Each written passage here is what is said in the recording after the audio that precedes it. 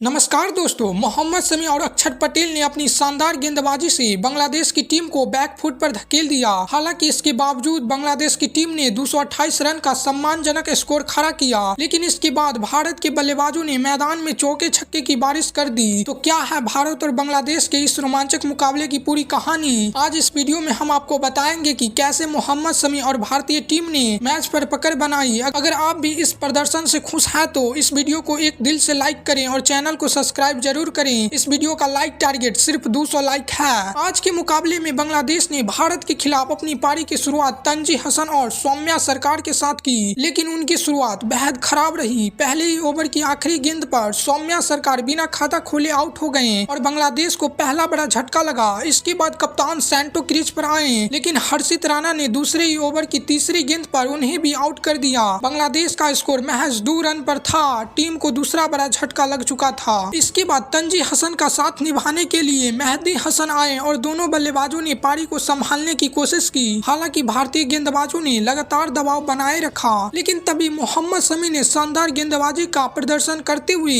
5 run के score पर मेहदी हसन को आउट कर दिया और बांग्लादेश की टीम को 26 रन पर तीसरा बड़ा झटका दे दिया। इसके बाद तंजी हसन का साथ निभाने के लिए हदत हरदोई क्रीज पर आए और दोनों ने मिलकर एक छोटी सी साझेदारी बनाई, लेकिन ज्यादा देर नहीं टिक पाए क्योंकि अक्षर पटेल ने आते ही अपनी घातक गेंदबाजी से तंजी हसन को 25 रन के स्कोर पर पवेलियन भेज दिया और बांग्लादेश को 35 रन पर चौथा बड़ा झटका लगा। इसके बाद मुशफिकुर रहीम बल्लेबाजी करने आए, लेकिन वह भी पहली गेंद पर केएल राहुल के हाथों कैच आउट हो गए। इस तरह अक्षर पटेल ने 35 रन के स्कोर पर बांग्लादेश को 5वां बड़ा झटका दे दिया। फिर अक्षर पटेल की अगली गेंद पर जाकिर अली स्लिप में कैच थाम बैठे, लेकिन रोहित शर्मा ने आसान कैच छोड़ दिया, जिससे अक्षर पटेल अपनी हैट्रिक पूरी करने में चूक गए। इसके बाद हदत हरदोई और जाकिर अली के बीच शानदार साझेदारी देखने को मिली। हालांकि शुरुआती ओवरों में दोनों बल्लेबाज संभलकर खेल रहे थे, क्योंकि 35 रन पर 5वां विकेट गिरने के बाद बांग्लादेश की टीम पूरी तरह दबाव में आ गई थी। लेकिन इन दोनों बल्लेबाजों ने धैर्यपूर्वक बल्लेबाजी करते हुए पहले 50 रनों की साझेदारी पूरी की और फिर धीरे धीरे बांग्लादेश के स्कोर को 100 रन के पार ले गए। हरदोई एक छोर पर शानदार बल्लेबाजी कर रहे थे और उन्होंने अपने अर्धशतक को पूरा किया। वहीं दूसरी तरफ जाकिर अली भी बेहतरीन बल्लेबाजी करते हुए अपना अर्धशतक पूरा करने में कामयाब रही। दोनों बल्लेबाजों के बीच 100 रनों की शानदार साझेदारी हुई, जिससे बांग्लादेश का स्कोर 150 रन के पार पहुंच गया।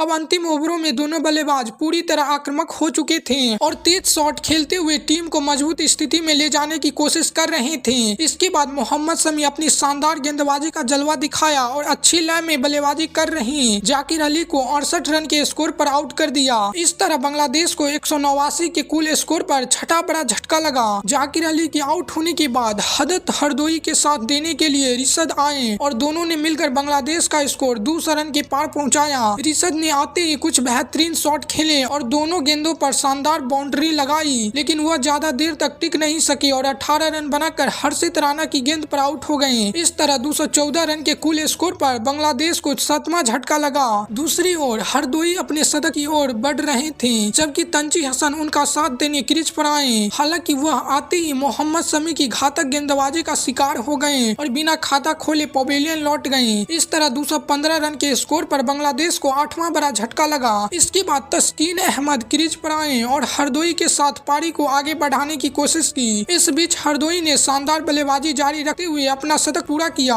लेकिन दूसरी तरफ तस्कीन अहमद भी 3 रन बनाकर आउट हो गयी। अंतिम ओवर में हरदोई भी 118 गेंदों में शानदार 100 रन बनाकर आउट हो गए और इसी के साथ बांग्लादेश की पूरी टीम 49.4 ओवर में 228 रन पर सिमट गई। भारत के लिए मोहम्मद शमी सबसे घातक गेंदबाज साबित हुए, जिन्होंने 5 विकेट अपने नाम किए। वहीं हर्षित राणा ने 3 और अक्षर पटेल ने 2 विकेट अपने नाम किए। अब भारतीय टीम के सामने 229 रनों का लक्ष्य था, जिसे हासिल करने के लिए रोहित शर्मा और शुभमन गिल ओपनिंग करने उतरे। शुरुआत में दोनों बल्लेबाजों ने संयम से खेलते हुए 2-3 ओवर तक धीमी बल्लेबाजी की, लेकिन इसके बाद रोहित शर्मा ने आक्रामक अंदाज में चौके छक्के जड़ने शुरू कर दिए। दूसरी ओर शुभमन गिल भी शानदार लय में नजर आ रहे थे और लगातार बेहतरीन शॉट खेलते रहे। इन दोनों बल्लेबाजों ने पावर प्ले में ही 50 रनों की मजबूत साझेदारी कर दी। रोहित शर्मा अपने अर्धशतक की ओर बढ़ रहे थे, लेकिन बड़ा शॉट खेलने के प्रयास में वह तस्कीन अहमद की गेंद पर 36 गेंदों में 41 रन बनाकर आउट हो गए। इस तरह भारत को 69 रन के कुल स्कोर पर पहला बड़ा झटका लगा। इसके बाद शुभमन गिल का साथ देने के लिए विराट कोहली कोहली क्रीज पर आए। हालांकि कोहली इस मुकाबले में धीमी शुरुआत करते हुए नजर आए और उन्होंने 9वीं से 10वीं गेंद पर अपना खाता खोला। दूसरी तरफ शुभमन गिल पूरी लय में थे और बेहतरीन बल्लेबाजी कर रहे थे। उन्होंने अपना शानदार अर्धशतक पूरा किया और भारतीय टीम को 100 रनों के पार पहुंचाया। लेकिन इसके बाद विराट कोहली जो शुरुआत से ही धीमी बल्लेबाजी कर रही थे 38 गेंदों में 22 रन बनाकर आउट हो गए। इस तरह भारत को 112 रन के स्कोर पर दूसरा बड़ा झटका लगा। इसके बाद श्रेयस अय्यर क्रीज पर आए और शुभमन गिल के साथ मिलकर शानदार साझेदारी निभाने लगे। श्रेयस अय्यर ने आते ही 2 शानदार चौके लगाए, लेकिन तेजी से रन बनाने के चक्कर में 15 रन पर आउट हो गए। इस तरह भारत को 133 रन के स्कोर पर तीसरा बड़ा झटका लगा। इसके बाद शुभमन गिल का साथ देने अक्षर पटेल आए, जिन्होंने आते ही एक शानदार चौका लगाया, लेकिन ज्यादा देर टिक नहीं पाए और 12 गेंदों में 8 रन बनाकर पवेलियन लौट गए। इस तरह 144 रन के स्कोर पर भारत को चौथा बड़ा झटका लगा। अब गिल का साथ देने के लिए केएल राहुल क्रीज पर आए। शुभमन गिल एक छोर पर साझेदारी से बल्लेबाजी करते हुए धीरे धीरे अपने शतक के करीब पहुंच रहे थे। वहीं केएल राहुल भी संभल कर उनका साथ निभा रहे थे। दोनों बल्लेबाजों ने सदी हुई बल्लेबाजी करते हुए भारतीय टीम को 170 रनों के पार पहुंचाया। इसके बाद जब केएल राहुल की आंखें जम गई तो